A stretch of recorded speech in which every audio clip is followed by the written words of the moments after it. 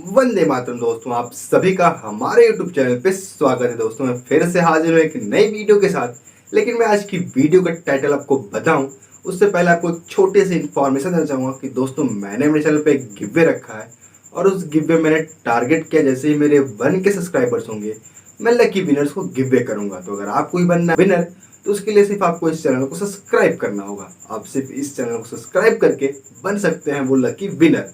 तो दोस्तों ये तो बात हो गई गिव अवे की। अब बढ़ते हैं आज की वीडियो की तरफ। तो दोस्तों आज की हमारी वीडियो का टाइटल है सपने पूरे करने की जिद हो तो ऐसी। तो चलिए अब यह समय न लेते हुए आई वीडियो को शुरू करते हैं। बाकी बातें हम वीडियो के एंड में करेंगे। 8 दिन एक साथ ऐसे गुजरते थे जब मुझे दाल और रोटी की महक नहीं मालूम होती थी कि खाना कैसा होता है। आपको ये नहीं पता कि ये दिन कब तक चलेंगे। मैं जहाँ पैदा हुआ था और जैसा पैदा हुआ था वैसा मरने को तैयार नहीं था। और फिर जानते हैं क्या हुआ?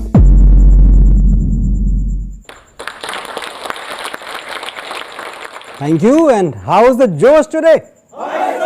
यस, अपना जोश जिंदा रखो, बिकॉज आपका जोश ही आपको डिफाइन करता है। दोस्तों मुझे क्या डिफाइन करता है जानते हैं?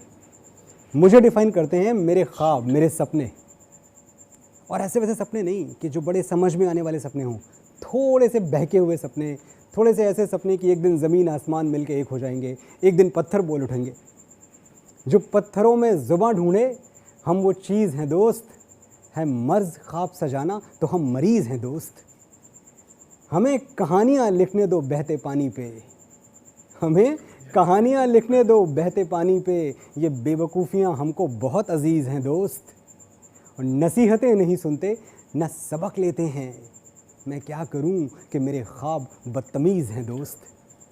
तो दोस्तों ऐसे ही कुछ बदतमीज़ से ख्वाबों की पोटली बना के उत्तर प्रदेश के एक छोटे से गांव में एक छोटे से किसान का लड़का मुंबई आने के लिए निकलता है। मैं अपनी बात कर रहा हूँ। जाहिर सी बात है हर कोई घबरा गया। फैमिली तो छोड़िए, गांव वाले भी डर गए कि ये तो पढ़ लिख रहा था, अच्छा खासा था पढ़ाई लिखाई में, इसे क्या हो गया, इसको मुंबई जाना है, फिल्मी दुनिया में जाना है। और उनका डर अपनी जगह सच भी था, लेकिन उससे भी बड़ा एक सच था, मेरा सच। मैं जहाँ पैदा हुआ था और जैसा पैदा हुआ था वैसा मरने को तैयार नहीं था।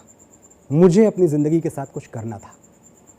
और ये जो कुछ करना है, इसमें जो सबसे बड़ी रुकावट है वो होती है द फियर ऑफ अननोन।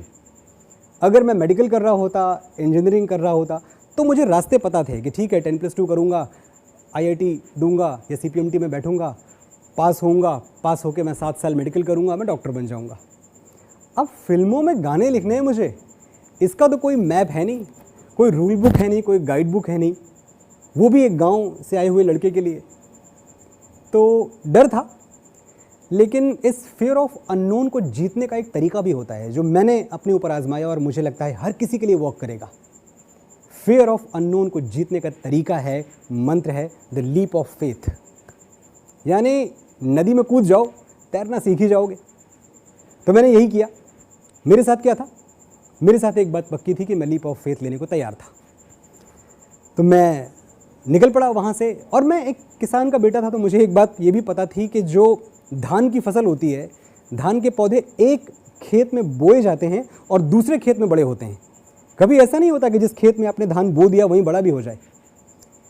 समझ में आ गई थी बात कि जहाँ आप पैदा हुए हैं उस जगह से अगर आप चिपक के रह गए, अगर आप वहीं के होके रह गए, तो शायद आप कहीं के नहीं रह पाएंगे।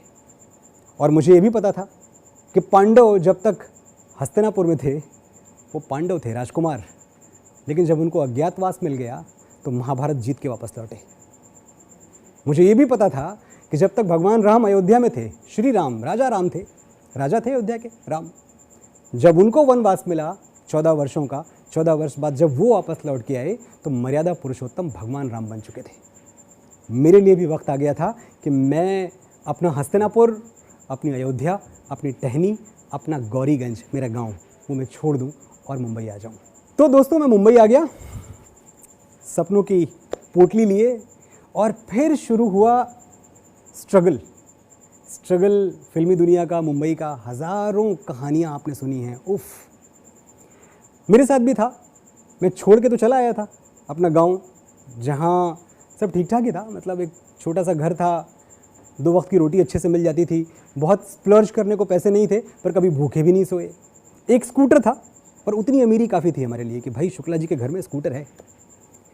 अब ये हमने सब कुछ छोड़ के और मुंबई का रुख कर लिया, ये सोच के कि सुख चैन की ठंडी छाँव तले मुश्किल है यार बसर मेरा।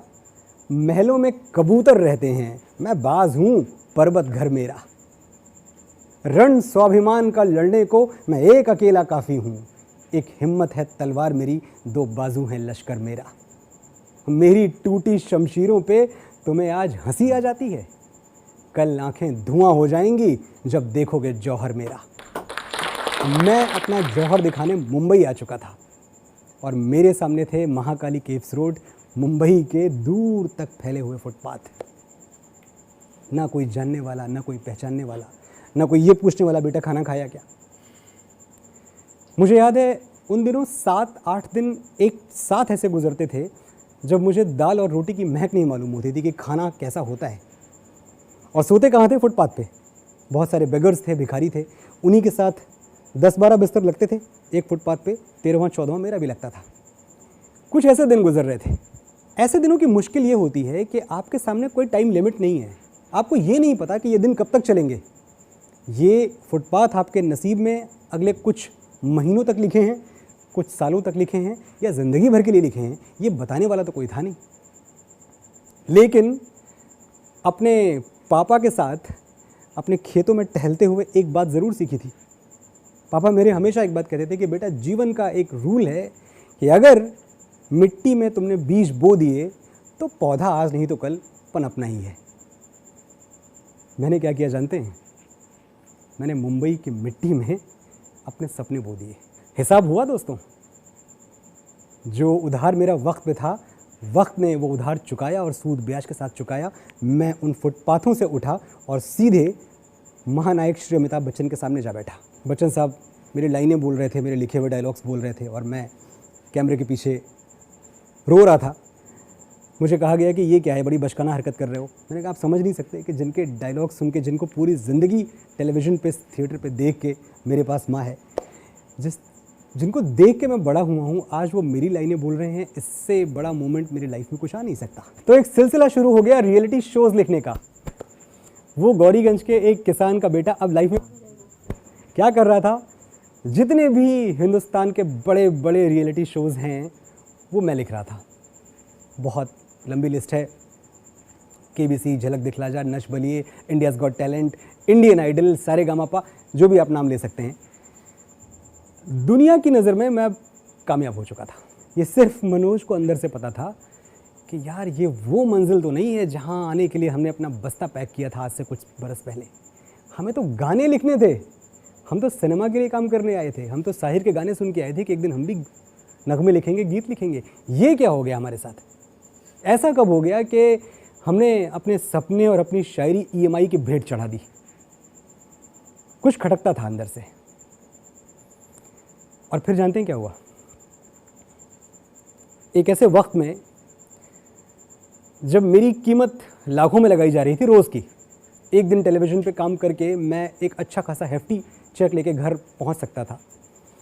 जब मेरे ऊपर बहुत सारा बर्डन, बहुत सारा प्रेशर, घर परिवार की जिम्मेदारियां, EMIs सब कुछ थी, एक दिन अचानक मैंने टेलीविज़न छोड़ दिया।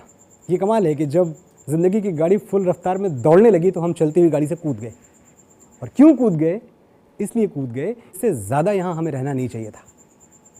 कुछ नया, जो आपके ओरिजिनल सपने थे उनको पूरा करना है, गाने लिखने हैं। खैर, गाड़ी से कूद गए तो अब जाहिर सी बात है कि एक बार फिर से मुश्किलों का सिलसिला शुरू होना था। फिर से वो प्रेशर, वो दबाव, वो हालात का डर कि अब कहाँ जाएंगे, अब क्या करेंगे। लेकिन होता क्या है कि जब आप ऐसा कोई फ़ैसला कर लेते हैं, मैंने पहले भी लीप ऑफ फेथ के बारे में एक बात कही थी, जब आप ऐसा कुछ कर लेते हैं तो पूरी की पूरी कुदरत, पूरी की पूरी कायनात वो मिलजुल के आपका साथ देने लगती है, आपका सपोर्ट करने लगती है। रातों रात तो कुछ नहीं हुआ, कुछ साल गुजर गए, पर कुछ साल गुजरने के बाद गलियां हुआ।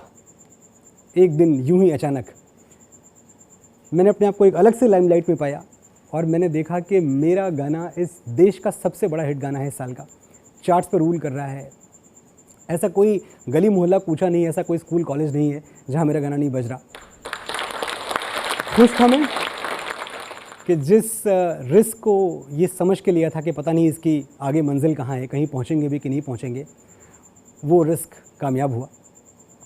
फिल्मों के गाने लिखने शुरू किए और इस तरह से लिखे कि अगले कुछ सालों में सैकड़ों फिल्मों के गाने लिख डाले गए और चार्ट्स पे हमारे गाने रूल करते रहे। ये सब कुछ मुमकिन हुआ इसलिए क्योंकि चलती हुई गाड़ी से उतरने का जोखिम जो था वो मैंने ले लिया था।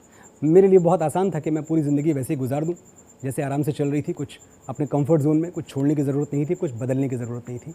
But I changed, I took that risk.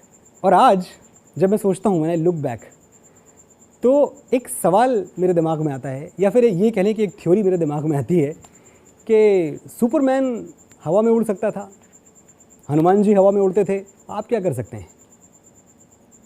जवाब ये आएगा आपका कि भाई वो तो सुपर हीरोज़ हैं, हम नहीं हैं। लेकिन दोस्त, गलती जो है ना वो इंसान से होती है, कभी कुदरत से नहीं होती। ज़रूर उसको इस दुनिया में कुछ बदलना था, हमारे ज़रिए कुछ बदलना था, तो उसने हमें बना के प्रोग्राम करके हमें यहाँ भेजा, और ऐसे खाली हाथ नहीं भेजा, हमें भी एक सुपर पावर दिया। बस कमाल ये है कि हम में से कुछ लोगों ने वो सुपर पावर पहचान लिया। फॉर एग्ज़ाम्पल महात्मा गांधी, सचिन तेंदुलकर, ये वो लोग हैं, बहुत लंबी लिस्ट है जिन लोगों ने अपना सुपर पावर पहचान लिया। लेकिन वो लिस्ट जिन्होंने अपना सुपर पावर नहीं पहचाना वो और भी ज़्यादा लंबी है, बदकिस्मती से। मैं उनके नाम आपको नहीं गिना पाऊँगा क्योंकि उन लोगों ने नाम पैदा ही नहीं किया।